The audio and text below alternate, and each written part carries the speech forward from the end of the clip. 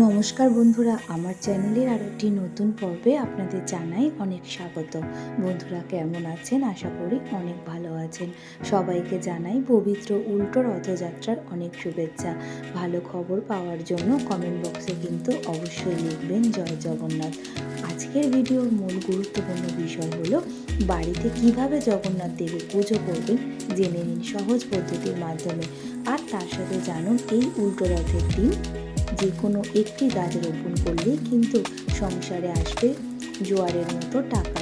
তার সাথে আর কী টোটকা মানলে আপনার সংসারে আর্থিক উন্নতি হবে চলুন জেনে নিই। তাহলে বন্ধুরা ভিডিওটা স্কিপ না করে পুরোটা দেখুন। 2025 সালে পবিত্র উল্টো রথযাত্রা অনুষ্ঠিত হবে 5ই জুলাই। এই তারিখটি শনিবার পড়েছে। আষাঢ় মাসে শুক্লপক্ষের দশমী তিথিতে পালিত হবে এই উৎসব। 20 আষাঢ় পালিত হবে উল্টো রথ। মূল রথযাত্রার 8 দিন পরে এই পবিত্র অনুষ্ঠানের আয়োজন করা হয়ে থাকে। এই বছর 27 জুন ছিল রথযাত্রা, সেই হিসেবে 5ই জুলাই পালিত হবে উল্টো রথ। উল্টো রথের কোনো নির্দিষ্ট সময় নেই, এটি সারাদিন ব্যাপী পালন করা যেতে পারে। তবে বিভিন্ন মন্দির ও অঞ্চল ভেদে এই অনুষ্ঠানের সময়সূচি ভিন্ন হয়। জগন্নাথ পুজোর প্রাচীন ঐতিহ্য অনুসরণ করে সকাল থেকেই শুরু হয়ে যায় উৎসবের প্রস্তুতি। তারপর একসময় জগন্নাথের বলরাম ও সুভদ্রার রথ মাসির বাড়ি থেকে রওনা দেয়। জগন্নাথের নিজের বাড়ি ফিরে আসার অনুষ্ঠান বলেই নাম উল্টো রথ। জগন্নাথ দেবের রথ নন্দীঘোষ, বলরামের রথ তালধ্বজ ও সুভদ্রার রথ দর্পদলন বা পদ্মধ্বজ এই দিন গুন্ডিচা মন্দির থেকে যাত্রা শুরু করে জগন্নাথ মন্দিরের দিকে রওনা দেয়। মাসির বাড়ি থেকে ফেরার এই অনুষ্ঠানই উল্টো রথ নামে পরিচিত। বাড়িতে কিভাবে জগন্নাথ দেবের পুজো করবেন জেনে নিন। বিগ্রহ স্থাপন। যদি বাড়িতে জগন্নাথ, বলরাম ও সুভদ্রার ছোট বিগ্রহ থাকে তবে সেগুলিকে পরিষ্কার করে সাজিয়ে নিন।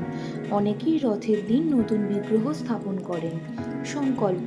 পূজা শুরুর আগে সংকল্প করুন, অর্থাৎ কোন উদ্দেশ্যে পূজা করছেন তা মনে মনে স্থির করুন। আহ্বান। জগন্নাথ, বলরাম ও সুভদ্রা দেবীকে আহ্বান করুন এবং স্থাপন। তারপর বিগ্রহগুলিকে স্থাপন করুন। বস্ত্র ও অলঙ্কার। নতুন বস্ত্র ও অলঙ্কার দিয়ে বিগ্রহগুলিকে সাজান। পুরীতে উল্টো রথের দিন সুনাবেশ পালিত হয়। সেখানে দেবতাদের সোনার গয়না পরানো হয়। পুষ্প ও তুলসী। ফুল, মালা ও তুলসী পাতা নিবেদন করুন। তুলসী পাতা জগন্নাথ দেবের অত্যন্ত প্রিয়। ধূপ ও দীপ। ধূপ ও প্রদীপ জেলে আরতি করুন। বিভিন্ন ধরনের ফল, মিষ্টি এবং বিশেষভাবে পোড়া পিঠে জগন্নাথ দেবের খুব প্রিয়। মাসির বাড়ি থেকে ফেরার সময় তিনি পোড়া পিঠে খেয়ে আসেন বলে বিশ্বাস করা হয়। আরতি ও মন্ত্রপাঠ। ভক্তিভরে আরতি করুন এবং জগন্নাথ দেবের মন্ত্র জপ করুন। হরে কৃষ্ণ কৃষ্ণ কৃষ্ণ হরে হরে, হরে রাম রাম রাম হরে হরে এই মহামন্ত্রটি জপ করতে পারেন। এইভাবেই করুন বাড়িতে জগন্নাথ দেবের পূজা। রথযাত্রার দিনটা অত্যন্ত পবিত্র একটা দিন বলে শাস্ত্রে উল্লেখ করা হয়েছে। এই দিন বাড়িতে যত প্রকার মাঙ্গলিক কাজ রয়েছে তা করতে পারলে গৃহে সুখ শান্তি বজায় থাকে। এই দিনটি জগন্নাথ দেবের উদ্দেশ্যে উৎসর্গ করতে পারলে খুব শুভ ফল লাভ করা যায়। জ্যোতিষশাস্ত্র মতে এই দিন বাড়িতে কিছু টোটকা যদি করা যায় তাহলে খুব ভালো উপকার পাওয়া যায়। তাহলে চলুন জেনে নিই সেই টোটকাগুলো। প্রথম হচ্ছে রথযাত্রার দিন রথের দর্শন করা অত্যন্ত শুভ বলে মনে করা হয়। এদিন রথের রশি অর্থাৎ রথের দড়ি ধরে টানা খুব শুভ লক্ষণ। রথের দিনে জগন্নাথ দেব এবং শ্রীকৃষ্ণের উদ্দেশ্যে উপবাস রাখা খুবই শুভ। রথযাত্রার দিন যদি কেউ নিজের শ্রম এবং অর্থ জগন্নাথ দেবকে অর্পণ করেন তাহলে খুব পুণ্য লাভ করা যায়।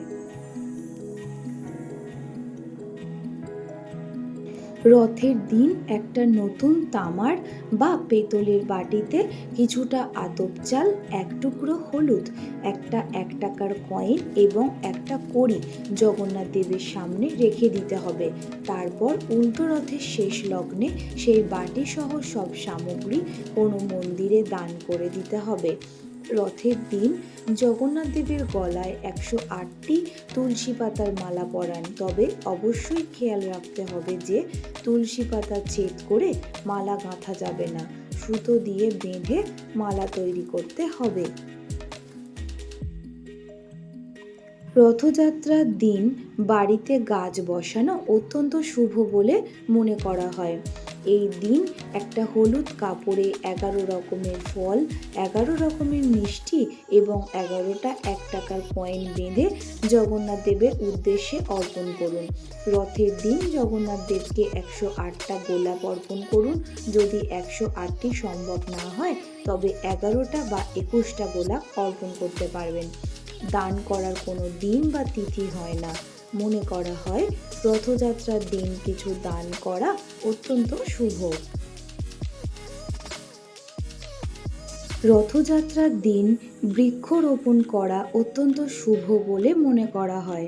অনেকেই রথের মেলা থেকে গাছের চারা কিনে আনেন, কিন্তু জানেন কি যে কোনো গাছ পুঁতলেই কিন্তু হবে না। বাস্তু নীতি মেনে গাছ লাগান বাড়িতে, দূর হবে সব ভাগ্যদোষ, চুম্বকের টানে আসবে টাকা।